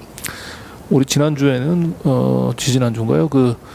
이 국힘당에서 또 원전 마피아들하고 또 소형 원자로 SMR 또 추진하는 거기에 또 들러리 서는 민주당 의원들 거기도 예상했던 분들이에요. 이원욱 의원 이런 분들. 어쨌든 민주당 황희 의원은 이 상속세 그 폐지 이 부분들에 대해서는 내년 총선 때 아마 이 부분들에 대해서는 좀 심판이 좀 있어야 되지 않을까 싶습니다. 자, 최근에 이제 아파트 좀 부동산 아파트 가격이 좀 심상치 않죠? 특히 이 노도강이라고 노원, 도봉, 강북을 얘기하는 거죠, 강북구. 사실은 이것도 이미 이루어졌어야 되는 상황이에요. 왜냐하면 금리가 높잖아요. 금리가 높은데 아파트 가격이 계속 올랐거든요. 그러니까 오르던가 아니면은 높은 상태로 유지하던가. 그런데 이게 왜 그 이유가 뭐냐면 대출 규제를 이 와중에 정부가 대출 규제를 계속 풀었던 거예요. 이상한 방식으로 약간 변칙적인 방식, 50년 주택 담보 대출 뭐 이런 거, 그다음에 DSR이라고 이게 대출 규제가 있잖아요. 대출 규제 받지 않는 이런 상품들을 만들어서 억지로 그냥 특례 보금로 뭐 이런 그런 거 지금도 만들고 있어요. 지금도 뭐 각종 명목을 달아서 붙이고 있는데 그러다 보니까 떨어져야 될 집값이 안 떨어졌던 거예요. 그동안. 그렇죠. 그다음 거품이 좀 빠졌어야 되는데 다른 나라 미국이나 뭐 유럽 보면은 이미 그 부동산 거품이 빠지고 있어요. 많이 빠졌고 뭐 상가 건물 같은 경우에는 지금 뭐 빈대도 많고 그렇거든요. 그러니까 그게 지금 이제 뒤늦게 오고 있는 거예요. 오면서 그동안 그리고 이제 노도강 반토막이라는 건 이제 노도강을 노원구, 도봉구, 강북구거든요. 그러니까 이 세 군데를 왜 지목을 하냐면 여기가 이제 갭 투자이죠, 갭 투자. 그러니까 전세 대출 사기 많이 사서 지금 많은 진짜 우리 청년들과 서민들이 고통을 받고 있잖아요, 전세 사기 당해서. 그게 그 원인이 갭 투자거든요. 그러니까 이게 아파트 가격이 오를 걸로 생각해서 그 보증금으로 또 사고 그래가지고 수백 채씩 사가지고 집값이 떨어지니까 보증금 못 돌려주는 상황이잖아요. 근데 이런 상황이 이제 근데 이 갭 투자가 주로 일어났던 데가 이 노도강입니다. 그래서 여기가 굉장히 많이 올랐어요. 왜냐면 갭 투자를 하려면 이게 부동산 가격이 올라야 갭 투자 이 투기꾼들이 몰리니까. 근데 여기마저도 지금 아파트 가격이 반토막 났다는 거는 앞으로 부동산 시장이 상당한 기간 조정을 받을 것이다. 그거는 이제 금리를 봐도 이 금리가 지금 당장 인하될 일은 없잖아요. 물가가 저렇게 센데 아까 말씀드렸듯이 한국은행이 지금 뭐 금리를 내리는 이런 어처구니 없는 결단은 결코 내리지 않을 테니까. 그래서 어쨌든 그 고금리가 상태가 계속 될 테니까 이 집값이 떨어지는 거는 상당 기간 떨어질 거예요. 이거는 아까 여기 노도강만 나왔는데 사실 강남 우리가 이제 아파트 가격을 이렇게 척도 그 방향성의 척도를 때 강남을 많이 얘기하는데 요즘 들어서 강남 집값도 많이 떨어졌어요. 물론 이제 아직도 강남 집값은 너무 비싸요. 너무 비싸지만 뭐 아직 그동안 비싼데도 불구하고 계속 많이 올랐거든요. 지금 강남 집값도 떨어지고 있는 상황이라서 아무튼 부동산 시장은 당분간 뭐 이렇게 더 안정이 아니라 하락이 될 거에 대해서는 뭐 많은 전문가들이 다 의견이 일치합니다. 네. 제가 이제 한 달 전인가 이제 경제 금융 전문가 한 분하고 만나서 얘기를 하는데 이 윤석열 정권의 가장 큰 문제점은 엇갈린 시그널을 자꾸 내보낸다는 거예요. 시장에 아까 네, 맞습니다. 네. 엑스포 유치를 하면 엑스포 아니면 네옴시티 유치면 네옴시티 유치가 해야 되는데 두 개 다 하다 보니까 이제 결국 두 마리 토끼 다 놓쳤잖아요. 좀 전에 얘기한 재건축 초과이익 그거 규제 완화도 결국은 집값 올리는 거거든요. 그럼 그렇죠. 집값이 지금 집값을 내려야 되는 판이에요. 집값이 안정적으로 이렇게 관리를 해야 되는데 집값 올리는 정책을 계속 하고 있으니. 그러니까 저한테 해주셨던 분은 이제 금융 전문가인데 부동산 경기는 이제 떠받치고 싶은데 또 가계 대출이 늘어나는 건 또 막고 싶어요. 그렇죠. 그러니까 이게 언밸런스가 나가지고 부동산 대출 규제는 좀 완화하면서 계속 집값을 사라고 이제 은근히 부추기는 정책을 하면서 또 한편으로는 가계 대출 규제를 또 가계 대출을 또 묶으려고 하고. 그렇죠. 그러니까 도대체 어느 장단에 춤을 춰야 될지 지금 모르는 그런 상황이 발생을 지금 하고 있는 건데 어쨌든 전반적으로 지금 보면 주택 가격은 윤 정권 출범하고 난 뒤에 거품이 좀 빠지는 듯 했는데 어마어마한 이제 부동산 부양 정책 때문에 힘들게 떠받쳐 지금 오다가 또 국토부 장관이 바뀌지 않았습니까? 네. 국토부 장관이 바뀌면서 이제 전에 박근혜 정부 때 LH공사 대표 사장을 하셨던 분인데 이분의 이제 생각이 또 일성이 그거였어요. 하고 나서 지금은 부동산 규제를 완화할 때. 완화 기조로 갈 때 뭐 이런 얘기를 한 거예요. 그래서 그러면은 집값 떨어지는데 부동산 규제 완화해서 그럼 집 빚내서 집 사라는 또 얘기나 또 그게 연결이 되잖아요. 그러면은 지금 말씀하신 대로 또 가계 대출은 그렇죠. 줄여야 되는데 또 가계 대출을 한쪽에서는 또 늘리는 그런 말을 하고. 자, 어쨌든 이게 룬 정권 또 국힘당은 그렇다 치더라도 여기를 견제해야 될 민주당까지 지금 상속세 폐지라든지 아니면 재건축 초과이익 환수 부담금 완화라든지 이제 이렇게 좀 거꾸로 가는 걸 보면서 진짜 제대로 된 우리 개혁 진보의 신당이 좀 필요하다는 생각이 들어요. 그래서 오늘 프로그램 이제 마지막에서는 이 새로운 정치와 더 좋은 미래를 향한 출사표라고 이게 용해인 의원이 기고한 거죠. 우리 민들레. 용해인 의원의 이제 개혁연합신당을 주창을 했죠. 이번 선거를 통해서 새로운 정치 세력이 등장해야 된다. 단순하게 반윤 정도가 아니라 반윤이 이제 대전환을 향한 개혁 정치가 돼야 된다. 그것이 이제 계기가 돼야 되는 것으로서의 총선 이걸 주장을 하는 것인데요. 이제 이거는 또 이제 선거제 개편하고도 상당히 관련이 있는 거여서 우리가 지난번에 이 자리에서 얘기를 할 때 그렇게 얘기를 했었죠. 강진구 씨가 더 많은 용해인 의원을 보기 위해서라도 라고 하는 그런 얘기를 했죠. 이제 그것이 이번 총선에서 상당히 국민들이 보고 싶어하는 그런 그림 중에 하나일 것 같아요. 근데 그것이 어떻게 가능할 것이냐? 그것은 이제 현실적인 방안을 찾는 데 있어서 상당히 좀 쉽지 않은 그런 고민과 딜레마가 있는 것 같아요. 바로 지금 우리가 상당히 뜨겁게 논쟁을 하고 있는 이른바 연동형이냐 또 병립형이냐 연동형을 고수하더라도 위성정당의 창당을 어떻게 할 것인가 이걸 과연 막을 수 있을 것인가 그렇다 한다면은 현실적으로 위성정당의 창당을 제어할 수 없다고 한다면은 그럴 때 이 민주진보 진영의 선택은 어떻게 돼야 될 것인가 이게 되게 많은 논란이 있어요. 마침 우리 민들레에서 이제 그 같은 논쟁의 마당을 지금 제공을 하고 있습니다. 지난번에 나왔던 이제 강동 교육감에서 주장하시는 것은 결국은 이제 이제 단순하자면은 이제 총선을 통해서 심판과 함께 정치 개혁을 같이 이뤄내자. 또는 정치 개혁을 할 때 진정한 승리가 가능하다. 의미 있는 승리가 가능하다. 이제 그렇게 얘기를 했죠. 또 이제 그 같은 주장과 상당히 이제 유사한 것인데 우리 민들레의 연동형을 유지를 해야 된다. 이제 그 같은 원칙에서 병립형으로 해결하는 것은 그것은 절대로 바람직하지가 않다라고 하는 주장을 표현한 우리 전지훈 편집위원이죠. 그 기고에 대해서 또 우리 민들레의 독자들로부터의 상당한 이런 찬반의 논란이 있었습니다. 또 그리고 이제 그 글에 이어서 또 연동형 원칙적 연동형 주장이 가지고 있는 현실적인 여러 가지 좀 허술한 점들, 좀 미비한 점들을 지적을 하고 그래서 지금 우리에게 필요한 것, 민주 진보 진영에 필요한 것은 역시 무도한 윤석열 정권에 대한 견제이고 그래서 지금 상당히 불가피한 그런 상황으로 지금 임박해 오고 있는 위성 정당 창당을 막을 수가 없다고 한다면은 현실적인 선택을 해야 되는 것이 아니냐. 또 이제 그런 지금 이제 논의가 되고 있는 이제 그 선거구제 개편 연동형이냐 비례형이냐라고 하는 고민을 이제 좀 풀어보게 되면은 지금 우선적인 과제는 윤석열을 심판해야 된다.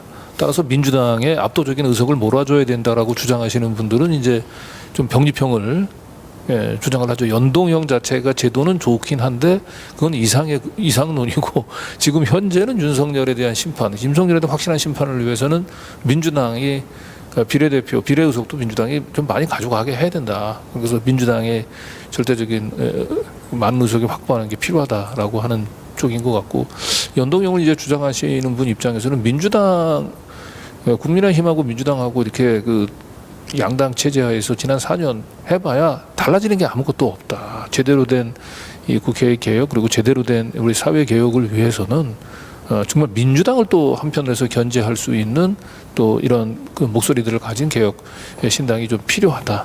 이제 이런 주장들이 지금 이제 맞부딪히고 있는 거죠. 네. 단순하자면 그렇죠. 단순하자면. 근데 이제 우리가 여기서 빠져서는 안 되는 함정이 지나치게 우리가 단순화해져서는 안 되겠다라는 생각 한편 들어요. 그러니까 이거 아니면 저것이다라고 하는 그런 양자택일의 선택에 갇혀버릴 때 사실 그 되게 이제 그 양극단 사이에서 뭔가 어떤 현실적인 대안이 나올 수가 있는 것이거든요. 그리고 더욱 중요한 것은 그 어떤 현실을 바꿔 나가는 어떤 의지와 그것을 그 의지를 또 실제적인 실천으로 이어지게 하는 거. 바로 이제 그런 노력들이 이제 여러 가지가 필요하다고 보고요. 어쨌든 민들레로서는 이 같은 선거제 개편의 바람직한 방향, 또 우리의 이른바 이제 민주 진보 진영의 선택에 대해서 이런 논쟁의 장을 제공하고 있습니다. 좀 더 우리가 여러 가지 그 선택지를 놓고 고민을 해볼 필요가 있다고 생각이 되고요. 한편으로는 지금 다음 화면에 그 기사가 보이죠. 중앙선관위에 대해서 중앙선관위의 책임에 대해서 강력하게 요구하는 우리 강동현 교육감의 글인데요. 지금 사실 지금 이런 상황이면은요, 중앙선관위원회가 헌법적인 선거 전담 기구로서의 뭔가 역할을 해야 됩니다. 위성정당 창당 사태가 4년 전에 3년 전이죠 아직은 발생했을 때 그때 사실 중앙선관위가 아무런 역할을 못했죠. 그걸 방치를 했죠. 근데 다시 한번 똑같은 사태가 재발이 되려고 하고 있는데 이미 지금 국힘당에서는 거의 노고라 하고 있지 않습니까?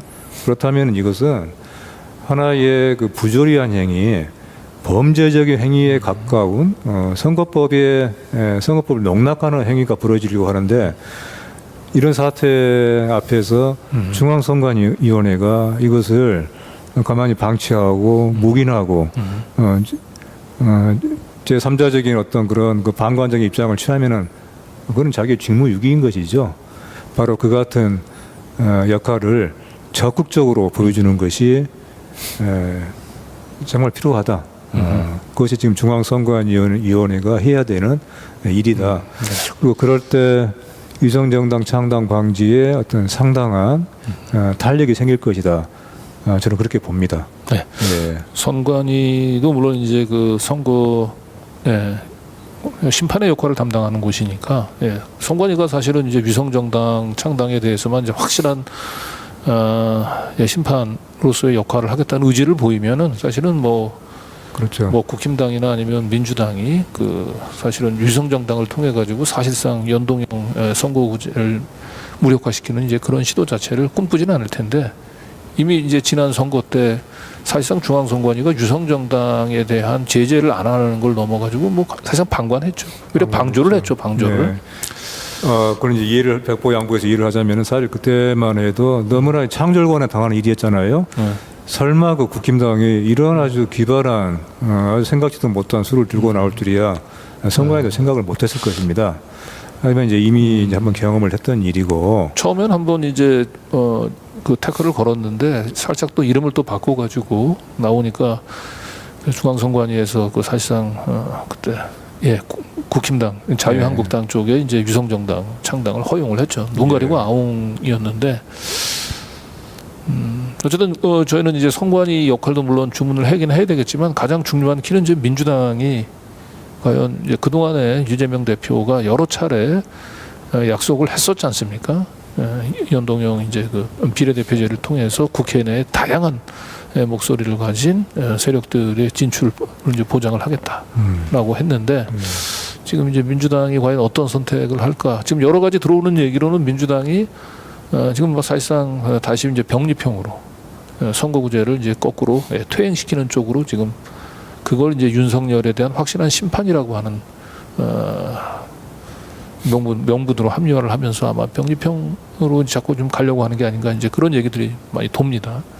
그렇죠. 그런데 우리가 생각해 보면 사실은 지금 민주당 차라리 열린민주당이 3석 정도에 불과하긴 했지만 열린민주당이 차라리 그냥 민주당하고 합당하지 않았으면 하는 그런 아쉬움이 지금은 좀 들어요. 왜냐하면 이쪽 민주당보다 지금 좌측에 있는 정당은 거의 지금 무력화되어 있어요. 지금 정의당 같은 경우는 그 역할을 해줘야 되는데 정의당이 지금 유호정, 장혜영 이런 젊은 세대들이 지금 뛰쳐나와가지고 그 국힘당에서 떨어져 나온 금태석이 만든 새로운 선택이라는 거하고 지금 합당을 지금 하겠다라고 지금 발표를 했더라고요. 네. 그러니까 정의당이 지금 이 좌측 행보를 하려고 하는 게 아니라 지금 이제 그 보수 행보 오른쪽으로 지금 그렇죠. 가고 있고요. 그 열린민주당 매운 민주당 역할을 하던 열린민주당은 지금 해체된 상태고 없어진 상태고 거의 공백이거든요. 네.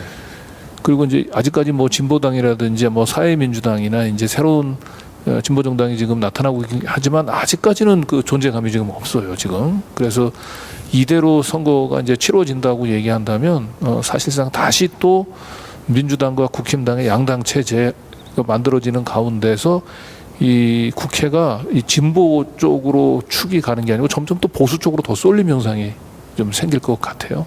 그러다 보면 아까 좀 봤던 상속세 문제라든지 부동산 문제라든지 이런 쪽에서 계속 서민들을 위한 정책은 실종되고 결국 고소득층이나 자산가들을 위한 정책으로 좀 정책이 이제 왜곡될 우려가 매우 높아서 저희는 뉴탐사는 하여튼 민들레와 함께 민주당이 당초 약속했던 연동형 최소한 준연동형 비례대표제에 대한 약속을 좀 하라고 하는 걸 촉구를 해야 될 것 같아요. 선관위 제 역할과 함께. 예, 그렇습니다. 그 여러 가지 전제가 필요한 것이죠. 민주당의 선택에 대해서 반드시 이래야 된다라고 하는 어떤 그런 결론을 제시하는 것이 과연 바람직하냐 인지에 대해서는 좀 생각을 해볼 문제이고요. 어떻든 간에 지금 우리 강진구 씨가 얘기한 것처럼 상당히 지금 좀 다소 좀 그 이상한 상황이 벌어지고 있죠. 이른바 이제 제3신당이라고 하는 이른바 3지대라고 하는 것이 대체로 민주당이 왼편이다 보다는 오른편 쪽으로 민주당 오른편 쪽으로 가고 있어요. 피안을 마치 건너가는 양상으로 지금 전개되고 있는데 한편 생각하면은 그렇기 때문에 더더욱이나 이번 총선을 통해서 국민들의 상당한 부분을 차지하는 그 어떤 개혁적인 제3세력의 출연을 위한 공간이 더더욱이나 요청되고 있는 것 같아요. 용해인 의원이 지금 잘 얘기를 했듯이 어떻게든 간에 이것이 하나의 승리의 숫자, 총량을 키우는 것과 함께 그 내용을 얼마나 단단하게 채워나가느냐. 이 두 가지의 어떤 과제가 서로 상충하지만은 않는다. 같이 갈 수 있다 하는 이런 상당한 어떤 이런 좀 뭐라고 할까요? 담대한 어떤 이런 의지, 그리고 이것을 실제적인 결과로 이끌어낼 수 있는 매우 치밀한 전략과 그런 준비, 그리고 이런 힘들을 모아낼 수 있는 이런 협력과 연대, 이런 총체적인 총력적인 이런 노력이 필요한 것이 아닌가 하는 생각이 듭니다. 그래서 결코 이 상황을 지나치게 이렇게 안 되면 저럴 수밖에 없다라고 하는 지나치게 어떤 단순한 불가피성에 갇혀 있어서는 안 되겠다는 생각이 들고요. 그런 점에서 민들레에서 이 선거제 논란에 대해서 계속 이 논의의 마당을 제공하는 것은 민들레가 어떤 특정한 방향으로의 결론을 정해놓고 하는 것이 라기보다는 이렇게 많은 각각의 어떤 이런 방향과 안들이 가지고 있는 장단점, 그리고 강점과 약점들, 또 돌파해야 될 한계들, 이걸 우리가 같이 좀 더 충분하게 좀 그렇죠. 봐야 됩니다. 그 윤석열 그런 차원에서. 정권에 대한 확실한 심판과 그 더 많은 그 용해인을 그 국회에서 보고 싶었던 이런 보고 싶어 한다는 그런 과제가 사실은 서로 상충되는 과제만은 아닌 거죠. 상충해서는 안 되죠. 예. 예. 상충해서는 안 되는 것을 상충해 보이는 것을 상충하지 않는다고 하는 것을 보여줘야 됩니다. 네. 예. 그렇게 만들어줘야 되고. 예. 네, 오늘 이렇게 이제 장시간 처음에 우리가 경제 현안으로 출발해서 지금 내년 총선을 앞두고 지금 뜨겁게 달아오르고 있는 그 선거구제 개편 문제를 이제 짚어봤습니다. 뭐 이제 두 분 어떻게 뭐 끝으로 마지막으로 시청자분들한테 뭐 당부하고 싶은 말씀 있으면 한 마디씩 하시고 오늘 이제 프로그램을 좀 정리하겠습니다. 예, 저기 이 자리에 이제 경제 이슈를 가지고 많이 못 나왔는데 사실은 정치 이슈는 뭐 많이 보이지만 사실 우리 그 생활에 직접 밀접하게 관련이 있는 이슈들은 대부분 다 경제 이슈들입니다. 그래서 가급적 그 기회가 닿으면 많이 나와서 그 우리 시청자 여러분들에게 그 지금 돌아가는 경제 제대로 돌아가려면 어떻게 돌아가야 되는지 이런 방향성이나 이런 고민들을 같이 한번 나눠보겠습니다. 네. 그 옛말에 이제 경제가 무엇이냐라고 하는 데 대해서 우리 본래의 경제가 이제 경세재민이라고 하는 말의 준말이지 않습니까? 사실 이제 그것은 이제 동양이나 서양이나 다르지 않다고 봐요. 근데 특히 이제 동양에서 얘기할 때 경제가 뭐냐라고 할 때 했던 유명한 말이 있습니다. 절대로 근심스러운 것은 가난 자체가 아니다. 균등하지 않은 것이 그것이야말로 진짜 걱정이다라고 얘기를 누군가 했죠. 바로 그것입니다. 균등할 때 사실은 균등하지 않을 때 그것이 곧 가난이거든요. 지금 이 대한민국 경제가 특히 이제 많은 국민들에게 어려워지고 있는 것은 바로 그 같은 뭔가 최소한의 균등성이 지금 깨지고 있는 그런 상황에서 많이 비롯되어 있는 것 같아요. 이제 바로 그 같은 점에서 경제를 바로 보는 눈, 경제의 목표가 뭐고 경제를 통해서 뭐를 이루어내야 되는지, 그리고 나라의 경제 정책에서 정말 중요한 것은 뭔지, 이런 경제를 보는 바로 보는 눈을 우리 민들레 경제 지면을 통해서도 더욱더 많은 분들이 조금 더 좀 열릴 수 있는 그런 기회가 됐으면 좋겠습니다. 네. 네, 모처럼 저희 이제 뉴탐사 그리고 이제 민들레가 함께 경제 현안을 짚어본 것 같습니다. 내년 총선을 앞두고 우리가 이제 뭐 정치, 사회, 검찰 개혁이나 언론 개혁에 대해서는 이제 많은 얘기를 했습니다만은 이 경제 분야에 대해서는 우리가 어떤 식의 그 개혁이 필요한지, 그리고 윤석열 정권의 여러 많은 실정들이 있는데 이 경제 분야는 정말 아주 참담한 수준이죠. 그래서 그 내용들을 오늘 좀 들여다본 것 같고, 끝으로 우리가 마지막에 짚어봤던 대로 이 더 좋은 정치, 더 좋은 미래를 고민하기 위한 선거구제 개편에 대해서도 열어놓고 우리 민주의 시민들이 함께 고민하는 그런 시간이 됐으면 좋겠습니다. 두 분 오늘 장시간 수고하셨습니다. 시청자 여러분 감사합니다. 감사합니다.